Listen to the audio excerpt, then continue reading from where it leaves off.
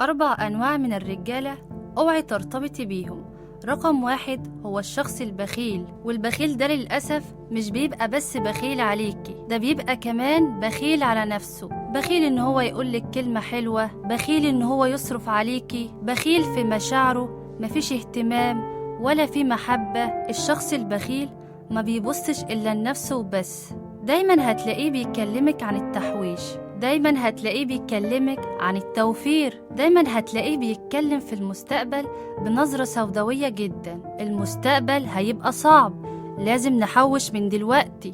دايما بيشوف السواد وبس، ناسي ربنا، ناسي ان ربنا هو اللي بيرزق، واللي معيشنا قبل كده هو اللي هيعيشنا دلوقتي، وهو اللي هيعيشنا في المستقبل، فكل حاجة بإيد ربنا. البخيل بيبقى شايف كل حاجة في إيده هو وبس. رقم 2 هو الشخص الشكاك، الشكاك اللي بيشك في أي حركة انت بتعمليها، أي خروجة بيبقى شاكك فيكي، أي مكالمة تليفونية شاكك فيكي. لو انت قاعدة مع والدتك بتتكلمي هيقولك طب ابعتيلي صورة وانت جنبها، طب اديني كده أكلمها.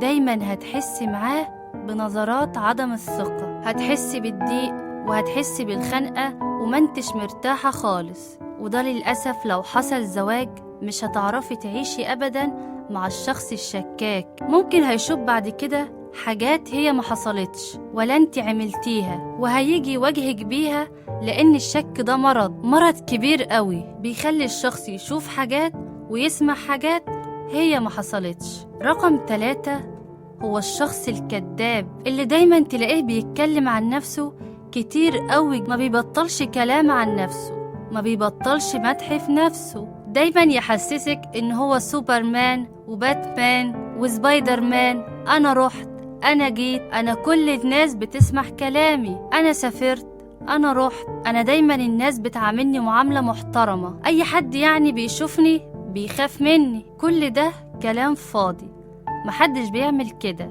ده شخص كذاب، الكلام ده لا يصدق. اللي دايما يقعد يمدح نفسه كتير في كل المواقف ده شخص كذاب، مش هتثقي فيه بعد كده. هو الحقيقة ان هو ما خرجش بره أوضة نومه اصلا، لكن بيرسم عليكي ده كله عشان تتعلقي بيه ويشوف في عينيكي اللمعة بتاعة الإعجاب فورا.